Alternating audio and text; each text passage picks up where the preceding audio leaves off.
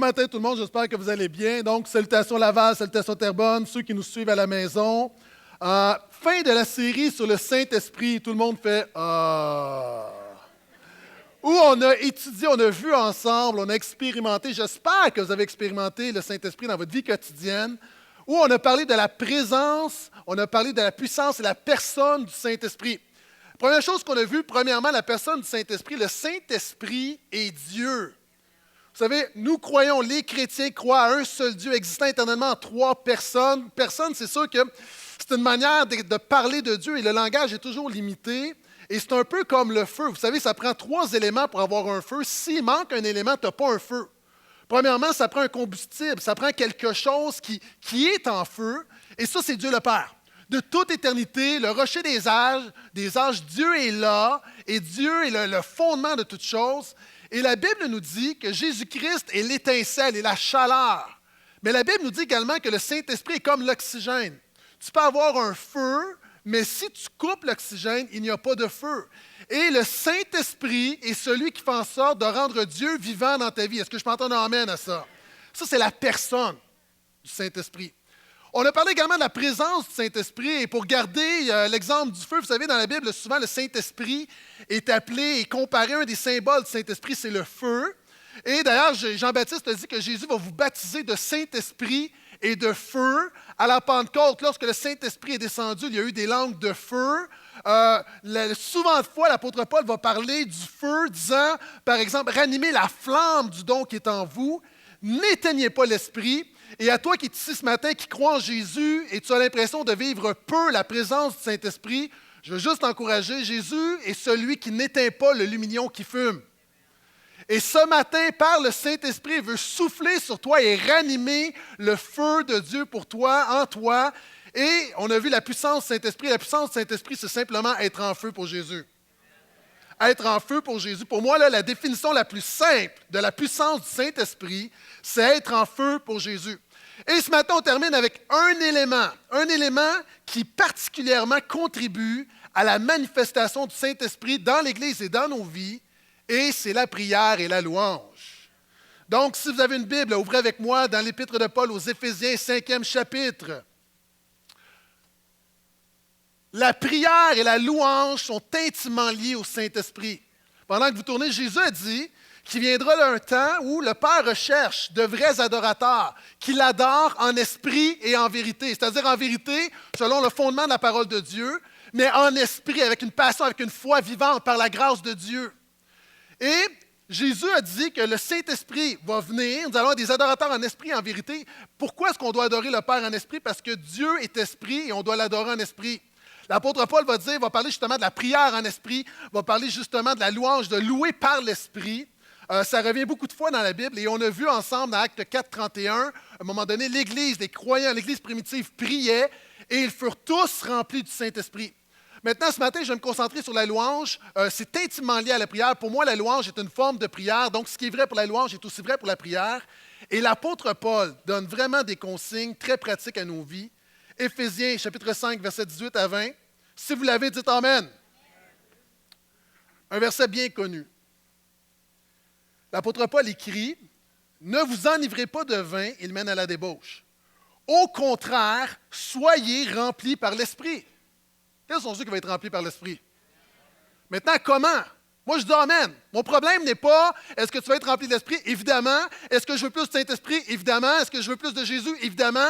Est-ce que je veux plus de foi? Évidemment. Est-ce que je veux plus de puissance? Évidemment. J'ai besoin de savoir comment. Puis une des manières, il y en a plusieurs, mais une des manières sur laquelle on va s'attarder ce matin, la voici. Donc, soyez remplis par l'Esprit. Comment? Parlez-vous par des psaumes, des hymnes et des chants spirituels. Chantez et célébrez le Seigneur de tout votre cœur. Rendez toujours grâce pour tout au nom de notre Seigneur Jésus-Christ à celui qui est Dieu et Père. Ça ne paraît pas, mais il y a du stock là-dedans. Il y a du stock. Là-dedans, il y a 7 exhortations pratiques pour être rempli de l'Esprit pendant un temps de louange à l'Église. Il y a 7 exhortations pratiques pour être rempli de louange, pour être rempli de l'Esprit quand tu as un temps de louange à la maison. Il y a 7 exhortations pratiques qui peuvent complètement révolutionner notre Église. Premièrement, je veux juste te dire qu'il y a des choses que tu dois apprendre dans la vie. Moi, il y a des choses que j'aurais aimé apprendre plus tôt. À refaire mon parcours, il y a des choses que j'aurais apprises, des choses que je n'ai pas apprises. Par exemple, dans le ministère, j'aurais appris la guitare. Sérieux! Pourquoi? Parce qu'en tant qu'implanteur d'église, en tant que jeune pasteur, je me suis retrouvé tellement de fois à faire des réunions à Capella. Sérieux! Moi, j'ai appris la louange. Pourquoi? Parce que je n'avais pas de band. Donc, j'aurais aimé apprendre la guitare. J'aurais aimé apprendre le piano. Ça m'aurait donné du succès beaucoup plus tôt avec ma femme. Vous savez, sa prière, c'était « Seigneur, donne-moi un homme, un pianiste. » Puis Dieu m'a donné. Ça veut dire que tu peux demander à Dieu ce qu'il veut, ce que tu veux, mais Dieu va te donner ce qui est le meilleur pour toi. Alléluia! Je sens que le Saint-Esprit commence à agir. J'aurais aimé apprendre la rénovation. Je vous l'ai souvent dit, j'aurais aimé apprendre la rénovation. Je ne suis pas le manuel. J'aurais aimé apprendre à être habile de mes mains. J'aurais aimé apprendre à mieux nager. Je sais nager, je me débrouille, mais je nage mal. Moi, me baigner dans une piscine, ça va bien. Me baigner dans un lac, ça va bien. Mais à un moment donné, j'étais avec des amis, puis on dit « Hey, on traverse le lac! Hey, on fait des funérailles! » Hey, petite histoire. On fait une course au Spartan Race il y a 2 ans avec Pasteur Phil, avec quelqu'un d'autre, avec d'autres gars, on court. Puis à la fin, c'est plein d'épreuves, on est dans la boîte, on rentre, tout ça, il y a des cordes. Je vous évite les détails. Et la dernière épreuve, tu cours. Et là, moi, je tourne la petite route, puis je suis le dernier, je vois les gars en avant. Et là, je vois un lac, puis il y a un quai. Et là, je vois les officiels qui disent « Let's go, let's go, let's go, plongez, plongez! » Et là, je vois tous les gars comme « Puis les filles, ça plonge. Puis là, c'est comme « Go, go, go, go! » Moi, j'arrive, il me dit « Go, go, go! » Oh, wait a minute. J'arrête, il dit « Plonge, plonge, plonge! » Non! OK, est-ce que c'est creux? Il dit « C'est un lac, it's a lake. » OK? Il faut que je nage de où à où? Moi, je vous dis, je commence à négocier avec le gars. Pourquoi? Parce que je ne veux pas mourir, j'aime la vie. Ne vous en faites pas, je sais nager, mais pas longtemps. Il y a des choses que j'ai apprises par contre. J'ai appris à peinturer et je suis un assez bon peintre. Quand je vais voir des amis de la parenté, je regarde leur découpage puis je me dis que je ferais mieux qu'eux. Mais je ne leur dis pas pour pas qu'ils me demandent d'aller peinturer chez eux la prochaine fois. Dans les choses que j'ai appris à faire un nœud de cravate. Ça semble ridicule, mais aujourd'hui, la nouvelle génération, régulièrement, j'ai du monde qui vient de me voir dire hey, « est-ce que tu peux, mon beau-frère, est-ce que tu peux faire mon nœud de cravate? » Pourquoi? Parce qu'il y a des jeunes hommes, des hommes qui ne mettent plus ça, les cravates. Donc, j'ai appris à faire un nœud de cravate. J'ai appris à repasser mon linge. J'ai appris à cuisiner. Il y a des gens qui disent « qu'est-ce qu'il y a d'exceptionnel? » Il y a des hommes qui n'ont pas appris ça. Il y a des choses que je n'ai pas apprises, il y a des choses que j'ai apprises. J'ai appris à faire un budget. J'ai appris à changer un pneu. Vous savez, il y a des hommes qui ne sont pas capables de changer un pneu. Moi, je suis capable. Bravo. Bravo. Tu peux refaire ta plomberie, tu peux faire plein de choses, mais moi, je peux changer un pneu. J'ai appris ma Bible mieux que certains professeurs d'université. J'ai appris ma théologie mieux que certains pasteurs. Il y a des choses que j'ai apprises. Il y a des choses que je n'ai pas apprises. Mais une des choses que je suis content d'avoir apprises très tôt, c'est à louer mon Dieu. Et il y a des gens ici, tu as besoin ce matin, puis mon premier conseil pour toi, c'est apprends la louange. Ça s'apprend la louange. Apprends à chanter la gloire de Jésus. Apprends à élever celui qui t'a sauvé. Apprends à chanter la gloire de celui qui te fait grâce. Apprends à te confier en Dieu dans la louange lorsque tu es éprouvé, lorsque tu es tenté. Apprends à déclarer ta foi en chantant parce que la louange, ça s'apprend. Et je vois trop de chrétiens qui n'ont pas appris la louange. La louange est un style de vie. Et la louange est une des choses les plus importantes de la vie chrétienne. D'ailleurs, vous savez, il y a un livre au complet dans la Bible, le livre des psaumes. Ouvre ta Bible en plein milieu et tu as un livre complètement de louange. Psaume veut dire louange. Et d'ailleurs, c'est intéressant parce que quand on regarde dans le contexte de l'Épître de Paul aux Éphésiens, on a lu quelques versets du chapitre 5. Quand vous regardez l'ensemble de la grande section textuelle, l'apôtre Paul donne plein d'exhortations pratiques sur la vie. Sur voici, renoncez, marchez dans la vérité, brillez, faites ceci, faites cela. Il donne plein de conseils et une portion de ses conseils, une portion de son exhortation, c'est relatif à la louange parce que la louange fait la différence dans ta vie. Est-ce que je peux entendre un amen à ça? Pourquoi? Je l'ai enseigné déjà l'année dernière et brièvement, la puissance de la louange se trouve dans 3 éléments très faciles. Pourquoi? Parce que premièrement, la musique enseigne ton intellect. La lettre G est à quelle position dans l'alphabet? Vous faites A, B, C, D, E, F. Pourquoi? Parce que la louange façonne ta mémoire.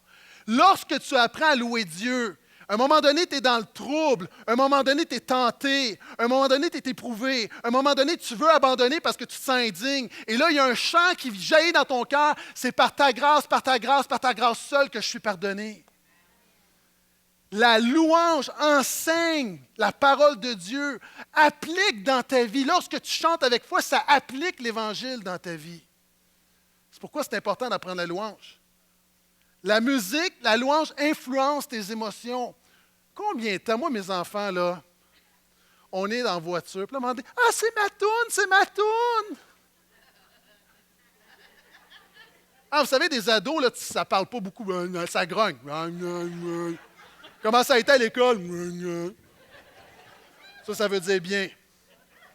Puis là, à un moment donné, là, il y a une toune, là, « Ah, c'est ma toune! » Il y a un réveil dans leur vie. Maintenant, imagine, OK? Ça, c'est de la musique. Il n'y a pas de Saint-Esprit. Imagine quand le Saint-Esprit agit dans la musique, agit dans tes émotions, ça peut changer les choses. Tu dis, qu'est-ce que tu veux dire, Pasteur Gaétan? Est-ce que ça veut dire qu'on marche par les émotions? Non, mais ça veut dire que c'est le fun quand Dieu touche les émotions également. Ça veut dire que quand tu rentres, tu es découragé, tu es down, tu es attristé, et tu dis, Christ est ma joie, il y a quelque chose qui prend place. Lorsque tu arrives à l'église, tu doutes. Tu dis, est-ce que Dieu est là? Est-ce que Dieu m'a abandonné? Puis là, tu as le goût de juste tout lâcher. Là, tu sais, ça ne vous arrive pas à vous autres, là, mais tu sais, tout garrocher là, comme on dit en hébreu. Est-ce que ça vaut la peine? Là, tout à coup, il y a un chant qui commence. Près de toi, je me sens bien. Ici-bas, je n'ai aucun bien. Ça remet les choses en perspective. Là, tout à coup, la foi renaît. Est-ce que vous êtes avec moi ce matin? La musique stimule ta volonté. La preuve, avant de faire le ménage, je ne sais pas si vous êtes comme moi. Moi, là, ça ne me tente pas de faire le ménage. Puis là, des fois, je mets de la musique, puis là, ça m'aide. Avez-vous remarqué dans les gyms, là, ils vont investir dans les systèmes de son. Pourquoi? Parce que ça influence ta volonté. Puis quand tu arrives à l'église et tu déclares « Jésus, je te suivrai », et tu le dis avec foi, ça change de quoi? Lorsque tu es dans les temps difficiles et tu dis « L'Éternel a donné, l'Éternel a ôté, que le nom de l'Éternel soit béni ». Et là, tu chantes « Et dans les temps difficiles, je redirai, béni soit le nom du Seigneur ». Il se passe quelque chose. C'est pourquoi la louange est importante. Et toujours dans ce dernier point, dans ce premier point, avant de terminer, ce premier point, 4 obstacles à l'apprentissage de la louange. Il y a déjà ici, là, il y a des obstacles dans ta vie, puis ton obstacle n'est peut-être pas mon obstacle. Mais il y a 4 obstacles, 4 choses qui t'empêchent d'apprendre la louange, qui t'empêchent véritablement d'être rempli de l'esprit dans la louange. Premièrement, ta personnalité. Il y a des gens, vous êtes timides. Fait que vous venez à l'église, puis vous chantez dans votre cœur. Il y a des gens, puis là, tu dis, non, mais moi, je suis timide.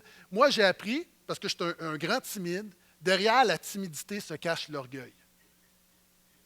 L'orgueil. Il y a des gens ici, tu as besoin, si tu n'es pas capable de chanter, de passer par-dessus ce que ta femme, ton mari, tes enfants, ce que les gens autour de toi vont penser de toi dans l'Église, quand tu chantes, parce que tu chantes un peu fort, parce que tu tapes un peu des mains, parce que tu as l'air d'être trop dans la présence de Dieu, tu as un problème. Tu as un problème parce que Dieu résiste aux orgueilleux et fait grâce aux humbles. Et il y a une pédagogie dans la louange. Dieu nous apprend aussi l'humilité dans la louange. Non? Moi, je suis un homme fier. Puis là, je suis là, puis à un moment donné, je chante tout croche, puis je me fais aller, puis je veux dire... Et là, si on me prenait en vidéo pour montrer ça à tous mes amis non chrétiens, je ne suis pas sûr que je serais très... Mais pourquoi? Parce que je loue mon Dieu.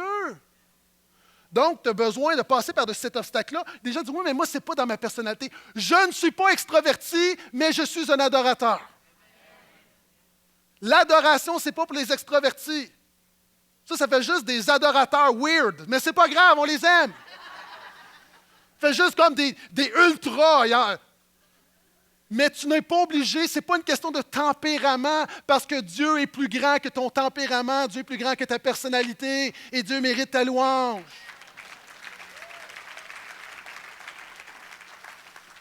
Il y en a d'autres, tu viens d'un arrière-plan, c'est ton arrière-plan religieux, tu viens d'une église non charismatique.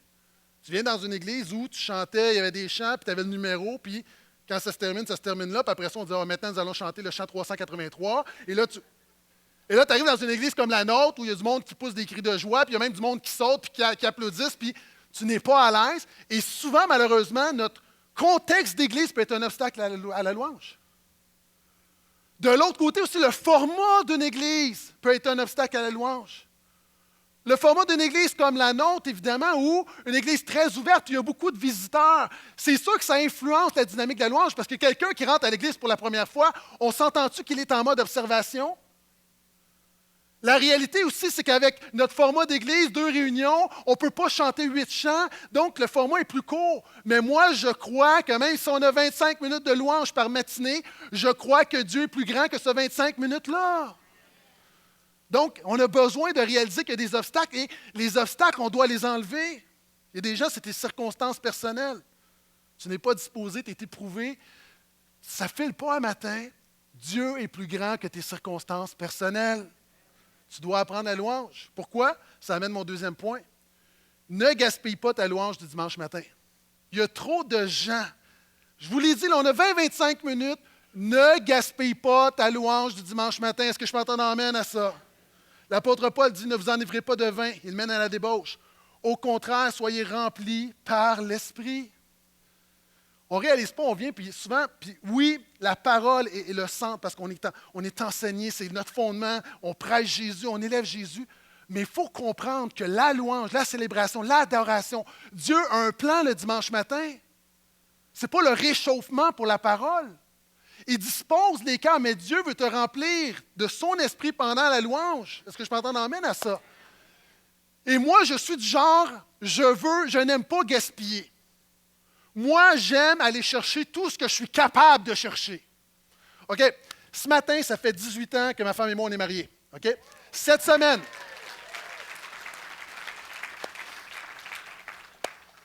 Dieu m'a donné une grâce incroyable.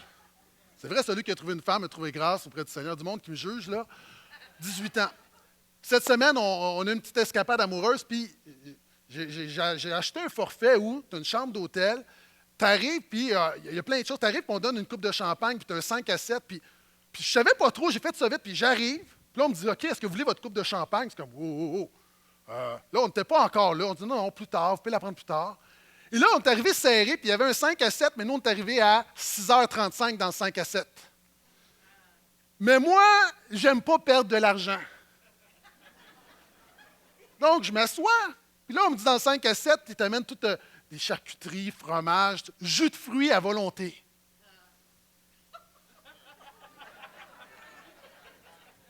Vous vous rappelez le jus de fruits que j'ai été prendre avec Pasteur Phil? Fait que je vais prendre un jus de pomme. Là, je dis ça, là, les jus de fruits à volonté, c'est-tu juste. C'est-tu vrai, là? Elle dit oui, jusqu'à 7 heures.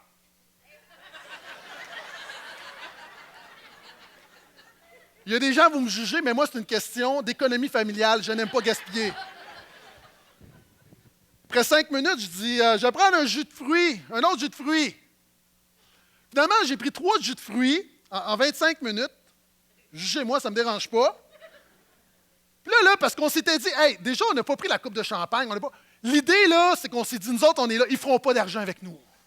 Est-ce qu'il y a des gens qui peuvent avoir cette même attitude en disant, je veux tout avoir ce que le Saint-Esprit veut me donner ce matin.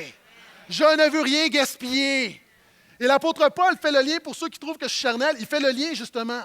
Puis il n'interdit pas l'alcool, il fait juste un parallèle en disant, ne vous enivrez pas de vin, votre priorité devrait être d'être rempli du Saint-Esprit. Pourquoi? Parce que c'est 2 substances qui influencent le comportement. L'apôtre Paul fait un parallèle, c'est une illustration en disant de la même manière que lorsque tu es enivré d'alcool, ça paraît. Je t'aime. Quand tu es rempli du Saint-Esprit, Ça paraît, il y a le fruit de l'esprit. Tu débordes de joie, de paix, de bienveillance, de bonté, de maîtrise de toi. Puis l'apôtre Paul dit, ne gaspillez pas votre dimanche matin. Soyez remplis d'esprit. Ce que ça veut dire, c'est que quand tu viens à l'église de Portail, tu viens, on va dire 50, on va dire une cinquantaine de dimanches par année, dans le meilleur des cas, il est possible d'être rempli de l'esprit 50 dimanches par année. Il est possible d'être rempli de l'esprit 52 dimanches par année. Et ça ne dépend pas du band, ça ne dépend pas de la setlist, ça ne dépend pas du pasteur, ça dépend de deux choses. Le Saint-Esprit et toi qui veux être rempli du Saint-Esprit. Et regardez, l'apôtre Paul, puis je veux dire quelque chose là-dessus sur être rempli de l'Esprit dans la louange. Le but premier de la louange, premièrement, là, c'est pas d'être touché, c'est pas d'être béni, c'est même pas d'être rempli. Le but premier de la louange, puis ça a été très fort à un moment donné, c'est comme bénis-moi, remplis-moi, touche-moi. Le but premier de la louange, c'est d'élever le nom de Jésus. L'attitude est vraiment, vraiment importante. Il y a des gens ici, tu n'es pas rempli de l'esprit parce que ton focus n'est pas le bon. Tu veux faire descendre la présence de Dieu pour toi, alors que ton but ne devrait pas être de faire descendre la présence de Dieu, mais simplement d'élever le nom de Jésus.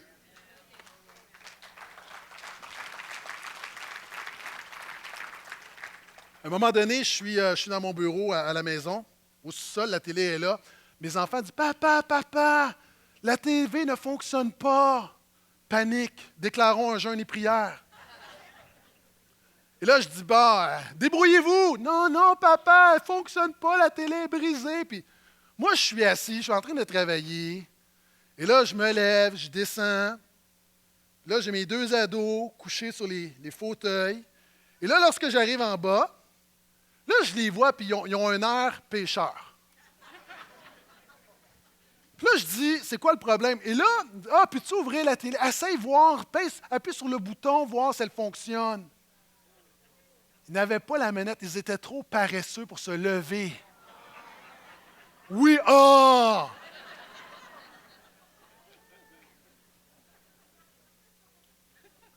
Je suis monté, c'est comme, j'ai été insulté. Vous faites descendre le Père, la présence du Père vient à vous pour vos propres besoins. Vos motifs ne sont pas bons. Puis souvent, c'est la même chose à l'Église. On veut tellement, Seigneur, mais c'est nous. Puis la première chose, le premier focus à l'Église, c'est juste donner gloire à Jésus de manière inconditionnelle. Ça, c'est important.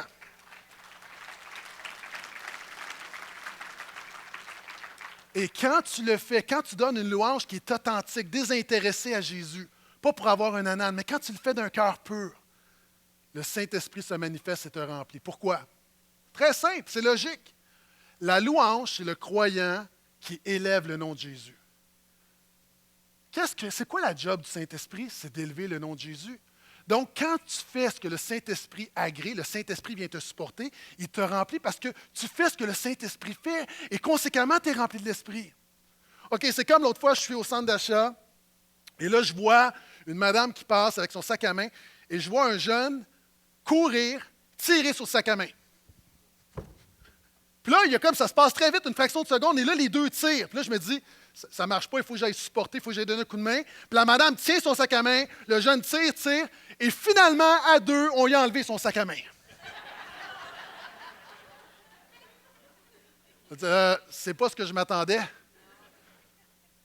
Tu es un pasteur, même si tu n'es pas pasteur, tu ne devrais pas supporter. C'est la madame que tu devrais supporter. Maintenant, lorsqu'on dit « Seigneur, remplis-moi », mais qu'on n'adore pas Jésus de manière authentique, qu'on est centré sur nous plutôt qu'être christocentrique, c'est exactement la même chose. Le Saint-Esprit ne viendra pas supporter ta chair. Ça, c'est vraiment profond, ça. Donc, la première étape, quand tu viens à l'Église, c'est de dire « Jésus, mon seul focus, c'est de te donner la gloire, de te donner la louange, parce que tu m'as aimé, tu m'as sauvé, tu es Dieu, Créateur et Seigneur. » Et c'est un cliché. Mais je viens pour te louer, non pas pour ce que tu fais, mais pour ce que tu es. Puis c'est un commandement, l'apôtre Paul dit « Soyez remplis de l'Esprit ». La vie n'est pas facile. OK, la Bible te dit de marcher par l'Esprit. Dieu ne va pas te donner la puissance. En fait, Dieu ne va pas te demander de faire quelque chose dont il ne te donnera pas la puissance de faire. Le dimanche matin, c'est comme la station-service, tu viens faire le plein et dans la semaine, tu marches par l'Esprit. Si vous êtes comme moi, la vie n'est pas facile et j'ai besoin de beaucoup de Saint-Esprit dans la semaine. Puis je vais vous dire, je vais être honnête avec vous, souvent de fois, par mes péchés, par mes erreurs, par mes gaffes, par ma chair, je fais des trous dans le réservoir du Saint-Esprit. Et j'attriste le Saint-Esprit. Et moi, Gaétan Brassard, je vous le dis, une fois par semaine pour être rempli du Saint-Esprit, ce n'est pas trop. Combien de fois par semaine que tu gazes? Ah, moi, ça me fait rire des gens qui disent, moi, là, j'ai été rempli de l'Esprit une fois, j'ai été baptisé une fois, puis là, je roule là-dessus, bravo. Ce n'est pas mon expérience. Moi, j'ai besoin d'être renouvelé dans ma communion avec Dieu régulièrement. Puis c'est ce que l'apôtre Paul dit, il dit, soyez remplis, c'est un continuellement revenez. Puis là, il y a des gens, là, ce matin, vous dites, oui, mais moi, là, pasteur Gaétan, là, je ne peux pas être rempli comme la personne qui est à ma droite ou à ma gauche parce que cette sœur-là, ce frère-là, il me semble que sa vie va tellement mieux que la mienne. Moi, là, c'est tellement tout croche. Si tu savais ce que j'ai fait cette semaine. Puis je viens dimanche matin, puis je veux recommencer à zéro, puis je veux que cette semaine soit différente, mais je suis indigne, puis je ne pense pas que Dieu va me remplir. Savez-vous quoi? Dieu peut autant remplir une coupe d'or qu'un gobelet de styrofoam. La réalité, souvent, là, c'est pas le. Puis l'apôtre Paul va donner l'image nous sommes des vases de terre. Puis tu regardes à des gens et tu dis, oh, ça, c'est une belle coupe. Mais tu peux boire dans un gobelet. Puis peut-être que tu te sens comme un gobelet. Ce qui fait la différence, ce n'est pas le contenant, c'est le contenu. Ce qui donne la valeur à une chose, c'est le contenu. Mets un vin de 300 $ là-dedans ou un vin de 7 $ dans une coupe d'or. Qu'est-ce qui est mieux? Puis la réalité, le Saint-Esprit, le précieux Saint-Esprit veut te remplir ce matin. Si tu viens, tu te repens, tu appelles à lui, tu dis « Fais-moi grâce », il va te remplir comme il remplit les autres. Comme il va remplir un pasteur, il va te remplir. Ce matin, tu es peut-être ici pour la première fois, tu m'entends, il y a quelque chose qui prend place dans ton cœur, tu ne connais rien, tu mets ta foi en Jésus, il y a comme une nouvelle naissance. Ce matin, tu peux être autant rempli que n'importe quel pasteur ici. C'est ce que l'apôtre Paul dit. Soyez remplis, vous soyez tous remplis. Mais comment? Encore quelques conseils. Il dit, parlez-vous. Troisième conseil que je te donne ce matin, pour être rempli du Saint-Esprit dans la louange, arrête de t'écouter dans la louange et commence à te parler. Ça dit, parlez-vous. Et en grec, on n'est pas sûr, ça peut être les deux sens, ça peut dire évidemment la louange, on se parle les uns aux autres, mais peut-être se parler à soi-même. Parce que notre tendance naturelle dans la louange est de s'écouter.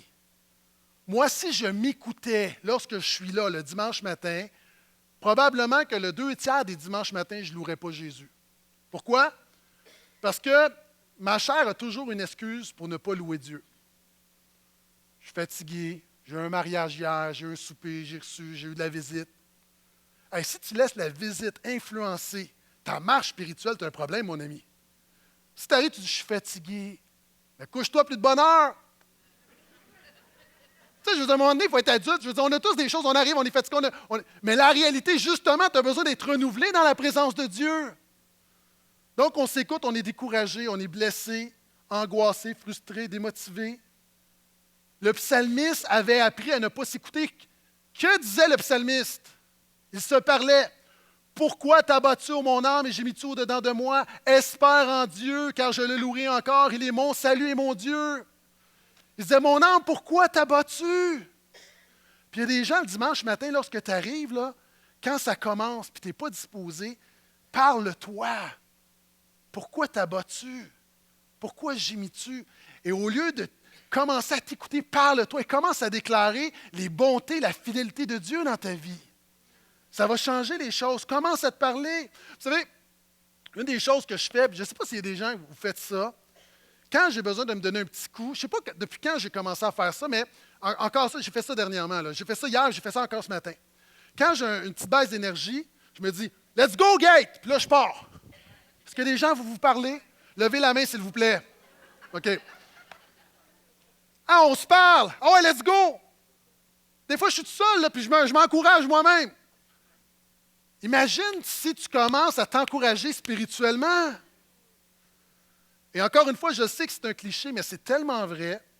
Ne dis pas à Dieu combien tes problèmes sont grands, dis à tes problèmes combien Dieu est grand.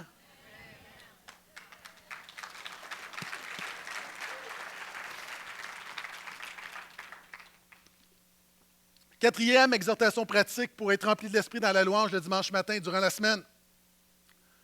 Il y a différents véhicules pour louer Dieu. L'apôtre Paul dit, parlez-vous comment? Par des psaumes, par des hymnes et des chants spirituels. Il y a 3 véhicules. Écoute-moi bien. Les psaumes, c'est les chants qu'on retrouvait dans la Bible. On pourrait dire que c'est l'équivalent, vous savez, les psaumes, on l'appelle le psautier, c'est 150 chants, 150 cantiques qu'on chantait au temple. On peut dire que c'est les ailes de la foi de l'époque. Ici, quand l'apôtre Paul parle des hymnes, c'est les compositions modernes. Donc, on loue Dieu, on prend un psaume, on peut chanter les ailes de la foi, on peut chanter du Hillsong, on peut chanter du Stéphane Curie, du Luc Dumont, du Impact. Composition moderne, c'est correct. Mais où je vais attirer ton attention ce matin? Il dit, parlez-vous par des psaumes, des hymnes et des chants spirituels. Écoute-moi bien, c'est probablement mon point qui peut faire la plus grande différence dans ta vie ce matin. Ose improviser une louange personnelle spontanée. Ose improviser une louange personnelle spontanée. OK. Vous savez, moi là, mes enfants, à la fête des pères, à mon anniversaire, ils m'ont fait des cartes. Vous savez, lorsque les enfants sont petits, ils te font des cartes qu'ils ont fait eux-mêmes. C'est mignon. Puis on est touché parce que ça vient de leur cœur. Il y a plein de fautes, c'est tout sale. Il y a du beurre, il y a de la confiture, mais c'est pas grave. Puis là, c'est comme, j'ai pris ça au hasard ce matin, là, parce que j'ai un tiroir juste de ces choses-là. C'est pratique pour partir un feu. Non, c'est pas vrai, c'est pas vrai, c'est pas vrai. C'est pas vrai, c'est pas vrai. Papa, j'aime quand tu fais des choses drôles avec moi, comme quand tu me lances dans la piscine tout habillé. Bon, ça, c'est peut-être... ça, c'est un cas de DPJ, peut-être. Et quand on se bat pour le plaisir. On va laisser faire, finalement, OK? Tu es un super papa, je t'aime. Moi, là, ça me touchait. Je dis, Pasteur Gaétan, pourquoi tu parles au passé? Parce que mes enfants ont 13 et 15 ans. OK, des cartes avec des macaronis dessus, j'en ai plus. OK, maintenant, ce que mes enfants font, c'est beaucoup plus simple. Ils vont au Dollarama, ils achètent une carte. Bonne fête. Maintenant, c'est correct, c'est correct. Puis là, je vois ici, là, un vœu affectueux pour un père merveilleux. All right. Que cette journée où tu es à l'honneur remplisse ton cœur d'un bonheur capable de durer toute une année. C'est beaucoup plus poétique, mais ça me touche beaucoup plus. La même chose, une carte, la même expérience, 2 attitudes. Pourquoi? Parce que ça vient de leur cœur. Puis évidemment, il y a un peu de leur cœur là-dedans. Puis j'ose croire qu'ils le pensent parce qu'ils ont signé leur nom. C'est pas écrit anonyme. Et voyez-vous, c'est la même chose avec la louange. Ça, là, c'est les 4-5 chants qu'on chante les dimanches matins. OK, c'est poétique, c'est le fun, on chante. Puis Dieu est touché parce qu'on lui offre une carte, puis comprends-moi bien. Mais quand à un moment donné, la musique arrête, les paroles arrêtent, puis que toi, tu continues et tu élèves la voix, puis tu offres ta louange à Dieu, c'est ça que tu fais. Et ça, c'est puissant. Parce que là, tu touches le cœur de Dieu. Tu touches le cœur de Dieu, pourquoi? Parce que, vous savez, les chants qu'on chante, on a une setlist. C'est l'expérience générale, mais tu vis quelque chose d'unique. Moi, le dimanche matin, des fois, il y a un chant qui c'est direct dans ma vie, mais des fois, je vis quelque chose, on commence Christ est ma joie, puis moi, je suis dans la lamentation, là. Ce n'est pas mon expérience. Et c'est pourquoi j'ai besoin d'espace dans la louange pour juste élever ma voix quelques instants puis offrir ma louange de ce que je vis là à mon Dieu dans mes propres mots. Parce que des fois, je vois des choses, je chante des choses, mais ce n'est pas mon langage, puis j'ai besoin. Puis il y a des gens qui ont besoin d'apprendre la louange personnelle spontanée. Puis tu as besoin de l'apprendre tranquillement. C'est quoi? Par exemple, il y a un chant, puis à un moment donné, il y a une pièce instrumentale, ou entre 2 chants. Et là, tu prends le temps. Puis quand tu es mature, moi, je n'ai pas besoin que le worship leader en avant, que le conducteur de louange me dise « Maintenant, élevez la voix ». J'ai pas besoin qu'on me le dise. Je suis là pour louer, je suis pas là. Pas besoin que tu me le dises, je suis venu pour ça. Je suis venu pour quelque chose ce matin. Et là, je commence. Alléluia. puis je chante faux, mais je m'en fous. Je vous le dis parce que c'est mon cœur qui déborde. Béni soit ton nom, Jésus, alléluia. Là, merci pour ce que tu as fait cette semaine. Là, je chantonne. Et ça, c'est la psalmodie. On le voit, c'est ce que veut dire l'apôtre Paul par le chant spirituel. C'est quelque chose de spontané qui est dirigé par l'Esprit. Tu es dans ton propre langage. Et ça, c'est très, très, très puissant. Puis il y a du monde, là, tu as besoin de te pratiquer. Je te défie. Commence à dire juste à un moment donné, merci Jésus. Merci Jésus. Il y a des gens, juste d'élever la voix, c'est déjà une étape. Les gens, tu es capable de chanter, mais à un moment donné, juste merci Jésus. Merci Jésus. Puis là, à un moment donné, tu vas faire quelque chose de wild. OK, écoute. Tu vas faire merci Jésus, merci Jésus, merci Jésus. Tu progresses. Merci Jésus, merci Jésus, merci Jésus, merci Jésus. Puis là, tu vas partir, merci. Puis là, tu penses à ce que Dieu a fait, merci Jésus. Puis là, à un moment donné, tu vas faire quelque chose de vraiment fou, tu vas dire d'autres choses. Gloire à toi, Seigneur, je t'aime, Jésus. Béni soit ton nom. Merci pour ta grâce. Merci pour ta fidélité. Et là, tu vas juste simplement de le verbaliser. Tu dis, mais pourquoi j'ai besoin de faire ça? Pour la même raison que ta femme te dit, pourquoi tu ne me dis jamais que tu m'aimes?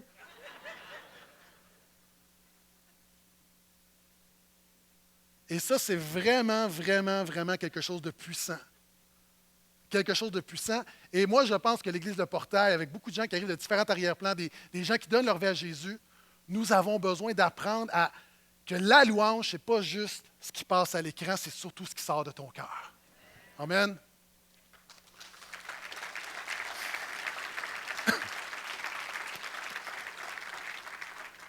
Je fais rapidement. 5e conseil, ne fais pas juste chanter, mais y tout ton cœur.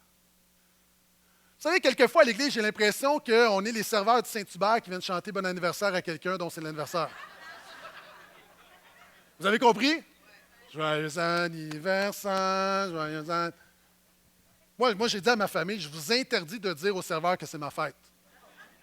Moi, quelqu'un qui a l'air bête, qui est mal à l'aise, qui vient me dire chanter, c'est comme, tu le mets dans une position.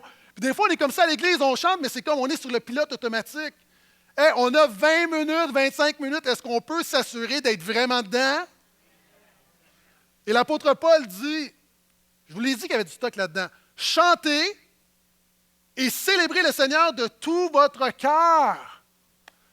Vous savez, il y a des gens qui mettent leur cœur, puis sont vraiment intenses, puis on peut trouver ça drôle, mais au moins ils mettent leur cœur. Puis j'ai vu quelque chose sur Facebook. Vous savez, dans certaines églises, il y a des gens, puis on n'ira pas là à l'église de Portail, là. Juste vous aviser là, qu'il y a des gens qui, à un moment donné, vont offrir une danse spontanée. Okay? On va commencer par offrir une louange de notre bouche spontanée, puis on verra, OK? Étape par étape. Mais il y a des églises où, puis à un moment donné, il y a un frère qui, lui, veut offrir une louange par sa danse.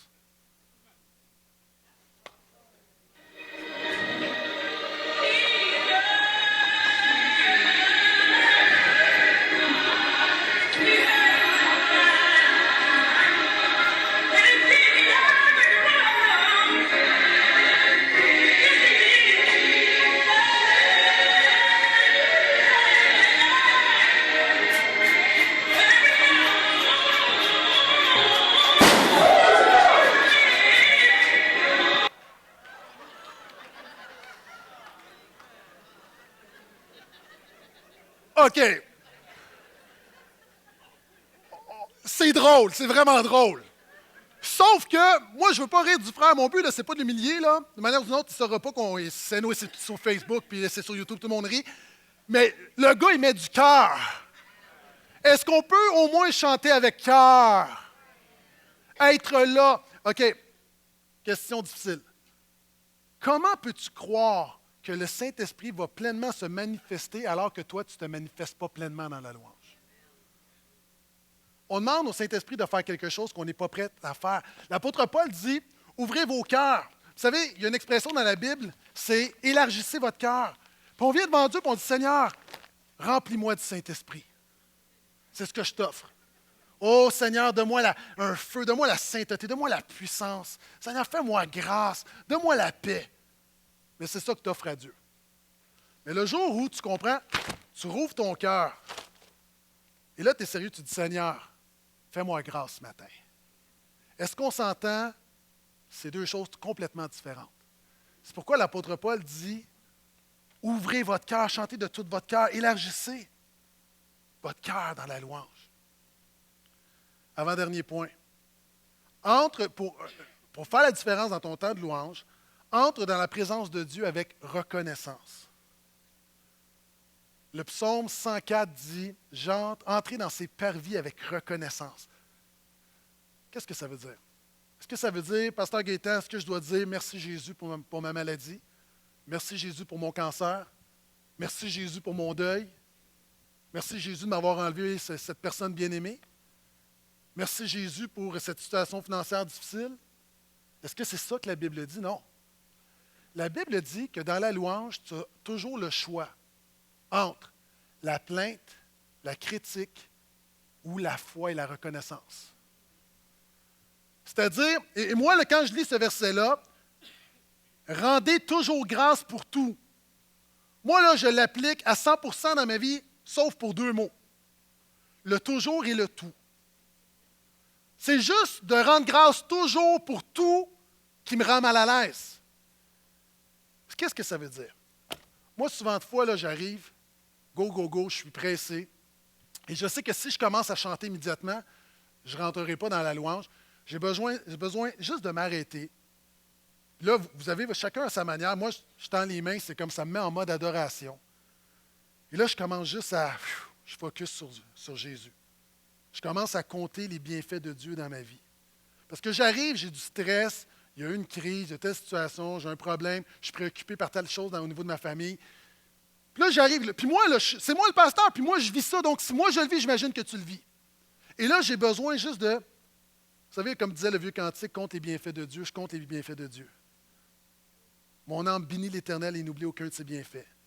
Puis je dis, OK, merci Seigneur, tu m'as donné la santé d'être ici ce matin. Seigneur, tu me donnes la grâce de faire quelque chose que je suis privilégié de faire, que je ne suis pas digne de faire. Merci pour les gens autour de moi, merci. Et là, je commence simplement à disposer mon cœur à la reconnaissance. Et là, ça devient facile de louer Dieu, parce que j'ai défocusé de mes problèmes pour focusser sur lui. OK, j'ai une super illustration, mais j'hésite à la raconter parce que c'est mon illustration préférée. Mais tellement bonne que je pense que je vais la raconter pareil. Parce qu'il y a des gens, vous ne l'avez jamais entendu, puis il y a du monde, tu l'as entendu, mais tu as besoin de la réentendre à nouveau. Vous savez, les pasteurs, on a littéralement des milliers d'histoires, d'anecdotes, et il y en a quelques-unes qui reviennent, puis celle-là, je dois l'avoir racontée 2-3 fois ici, mais elle exprime tellement bien l'importance de choisir la reconnaissance dans l'épreuve. Donc, est-ce que vous me donnez le droit de la raconter? OK, si vous l'avez déjà entendu, levez la main. Quels sont ceux que vous vous rappelez? J'ai raconté l'histoire de cette dame qui avait un problème financier puis qu'elle est sortie à l'extérieur de sa maison. Puis elle a dit, « Seigneur, pourvois un miracle dans ma vie. » Puis que son voisin athée l'a entendu. Levez la main ceux qui l'ont déjà entendu. OK, pas beaucoup. Quand même, je recommence. Il y a une femme qui sort de la maison, une croyante. Elle sort sur son perron. Elle dit, « Seigneur, tu vois que j'ai perdu mon travail, j'ai des problèmes financiers, j'ai rien à manger aujourd'hui. Pourvois un besoin, fais quelque chose dans ma vie. » Simplement un cri spontané, elle s'en va. Son voisin de palier, qui est un athée, l'entend. Et se dit, je vais lui jouer un tour, je vais lui montrer que son Dieu est mort, que son Dieu n'est pas vivant, que son Dieu n'est pas digne d'adoration. Ce que cet homme fait, il achète une grande épicerie, met ça au pied de la porte de la femme. Et là, se cache pour voir sa réaction. Son but, c'est de lui démontrer que Dieu n'est pas vrai, que c'est lui qui l'a fait. La dame arrive, la sœur arrive, elle voit l'épicerie. Alléluia! Commence à louer Dieu, gloire à toi Jésus, elle pleure, merci Jésus. Ça, c'est un type de louange très puissant, le ra, ra, ra, ra, ra. Sérieux, là, c'est comme, merci. Et là, l'homme fait, ha ha, je t'ai eu. Je t'ai eu. Je te prouve une fois pour toutes que ta foi est vaine, que Dieu n'a pas répondu à ta prière, que Dieu n'entend pas. C'est moi qui ai acheté l'épicerie. Voilà! Et là, la femme dit « Alléluia! » Puis là, lui, il ne comprend pas. Elle continue à sauter. Non seulement tu as pourvu un miracle, mais tu as fait payer la facture par le diable. Alléluia!